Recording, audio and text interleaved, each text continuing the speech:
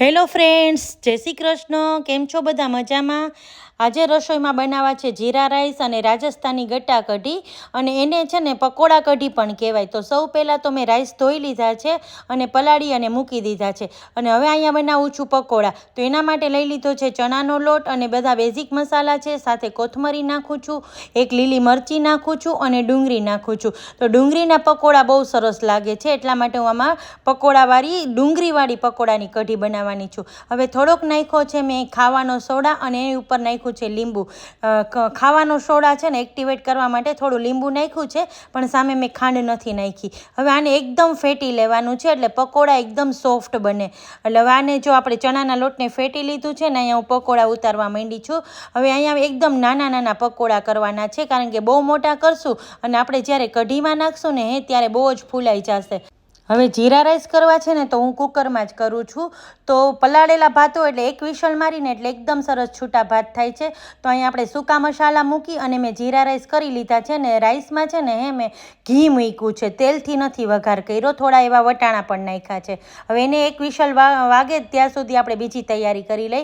તો અહીંયા મેં છાશ લઈ લીધી છે ને, એમાં 1 ગ્લાસ પાણી નાખી અને બધા આદુ મરચાં લસણની પેસ્ટ નાખીને આ કઢીનો વઘાર કરવો છે તો એ તૈયાર કરી લઈ. તો એમાં મેં નાખી છે હળદર અને બધું તૈયાર કરી લીધું છે. હવે એને સાઈડમાં મૂકી દીધું છે, કારણ કે કઢી વઘારવાને વાર છે. તો ટીંડોરા મરચાંનું સૂકું શાક કરવું છે, આની સાથે સારું લાગે છે.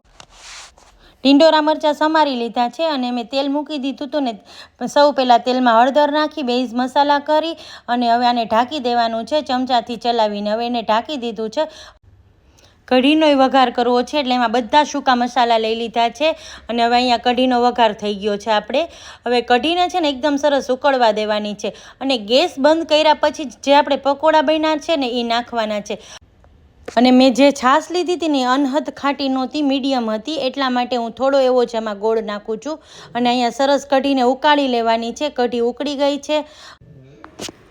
કઢી ઉકળી ગઈ હતી આપણી, અને હવે ઉપરથી છે ને ઘીનો વઘાર કરું છું. એમાં બીજા કાંઈ મસાલા નથી નાખવાના, ખાલી થોડો એવો ચટણી પાવડર નાખી અને હિંગ મૂકીને વઘાર કરી લીધો છે, અને આપણે કઢીમાં નાખી દીધું છે. હવે આ બનાવેલા બધા પકોડાય નાખી દેવાના છે. પકોડા નખાઈ જાય પછી 2 મિનિટ પછી ઢાંકણ ઢાંકી દેવાનું છે, તો સોફ્ટ થઈ જાય એટલા માટે.